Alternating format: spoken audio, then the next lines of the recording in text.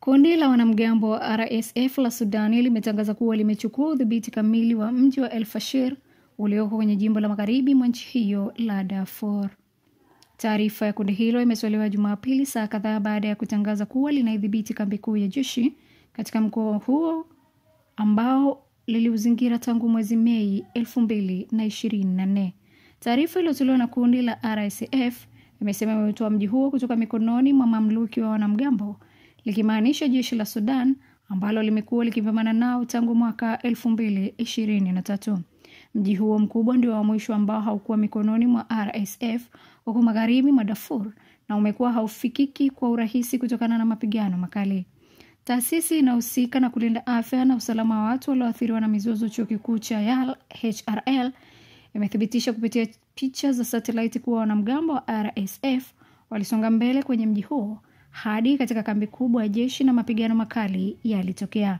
Video zilizochapishwa Jumapili na wanamgambo hao zimeonyesha wapiganaji wakisherehekea kando ya bango lililoandikwa kikosi cha 6, wakati picha nyingine za video zilionyesha makundi ya watu wakishangilia sambamba na wapiganaji wa RSF. Wakati kukiwa na mapambano makali, shirika la kitabibu la Sudan Doctor Network limesema vikosi vya RSF vimewaua makumi ya watu na kuharibu vituo vya afya jana Jumapili. Baada ya taarifa za kutawala kwa mji huo, gavana wa Darfur mwenye mafungamano na jeshi la Sudan Minawi ametoa wito wa kuhakikishwa ulinzi kwa raia muda mfupi baada ya wanamgambo wa RSF kudai kuwa wameudhibiti mji huo.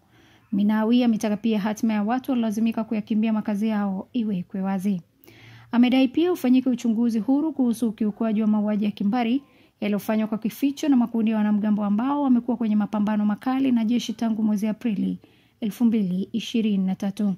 Katika hatua nyingine, katibu mkuu wa Umoja wa Mataifa Antonio Guterres ameonya kuhusu kuendelea kuchochewa kwa mapigano katika mji wa El Fasher na kuongeza kwamba hali inayoshuhudiwa Sudan haivumiliki.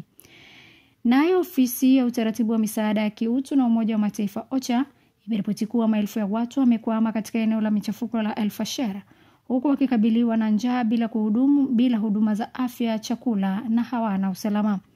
Zaidi, mratibu wa ofisi hiyo ya Umoja wa Mataifa Tom Fletcher ametahadharisha kwamba ameshtushwa na kiwango kikubwa cha majeruhi na raia waliolazimika kuyahama makazi yao na kutoa wito wa kusitisha haraka mapigano kuhusu njia salama ili wapate misaada.